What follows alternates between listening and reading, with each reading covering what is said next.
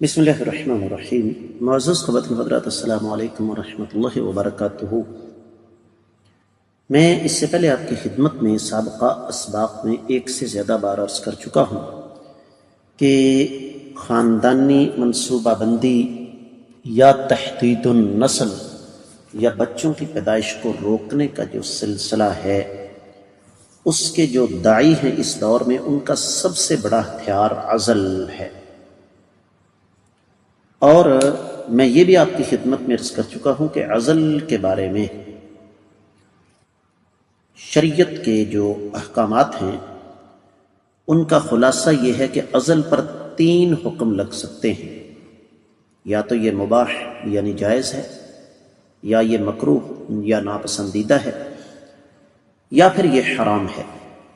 آج کی حدیث مبارکہ اس بات کی طرف اشارہ کرتی ہے کہ عزل جو ہے وہ حرام ہے۔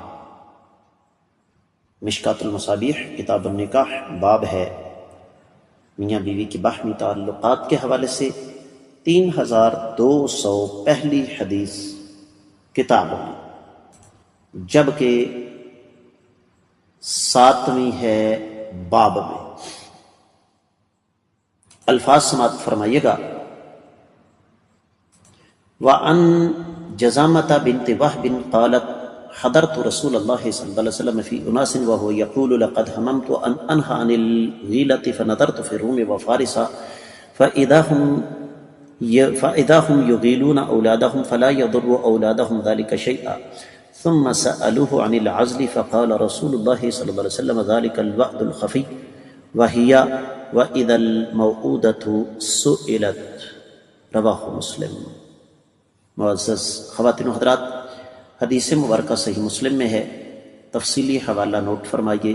کتاب النکاح 24واں باب، غیلہ کے جواز اور عزل کی کراہت کا باب۔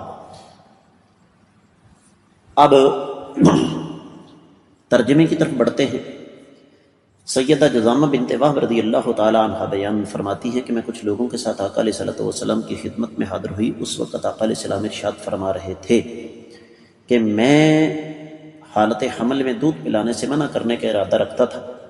پھر میں نے رومی اور فارسیوں کو دیکھا کہ وہ اپنی اولاد کو حالت حمل میں دودھ پلاتے رہتے ہیں اور اس سے ان کی اولاد کو کوئی نقصان نہیں ہوتا۔ پھر لوگوں نے آقا علیہ الصلوۃ والسلام سے عزل کے بارے میں سوال کیا تو آقا علیہ الصلوۃ والسلام نے فرمایا، عزل انسان کو زندہ درگور کرنے کا ایک چھوٹا درجہ ہے۔ اور ساتھ ہی آقا علیہ الصلوۃ والسلام نے آیت مبارکہ تلاوت فرما دی، وَإِذَا الْمَوْءُودَةُ سُئِلَتْ، جب زندہ درگور کی گئی بچی سے سوال کیا جائے گا، فرمایا یہ اس کے زمرے میں آتا ہے۔ معزز خواتین و حضرات، آپ ذرا بذات خود اس بات پر غور کر لیجئے کہ جس عزل کو بنیاد بنا کر یہ بدکاری اور زنا کے ہرکارے امت مسلمہ کو ضلالت اور گندگی میں دھکیلنے کی کوشش کر رہے ہیں، اس کے بارے میں کائنات کے امام صلی اللہ علیہ وآلہ وسلم کا فرمان کیا ہے۔ اور یاد رکھیے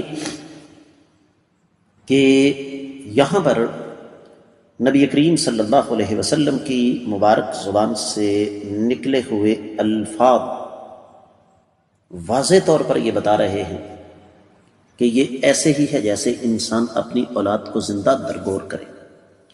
اب یہاں پر ایک اور چیز قابل غور ہے کہ نبی علیہ الصلوۃ والسلام نے یہیں پر اکتفا نہیں کیا، بلکہ اپنی بات میں مزید وزن پیدا کرنے کے لیے، بات کی پختگی کے لیے آقا علیہ الصلوۃ والسلام نے واضح طور پر یہ فرما دیا کہ قرآن کہتا ہے کہ جب زندہ درگور کی بچی سے سوال کیا جائے گا تمہارا قصور کیا تھا، تو حاصل کلام یہ ہے کہ تحدید النسل، بچوں کی پیدائش کو روکنا، یا خاندانی منصوبہ بندی کے داعی یہاں پر بالکل ناکام اور نامراد ہو جاتے ہیں، کیونکہ یہ حدیث تو واضح طور پر عزل کو حرام قرار دے رہی ہے۔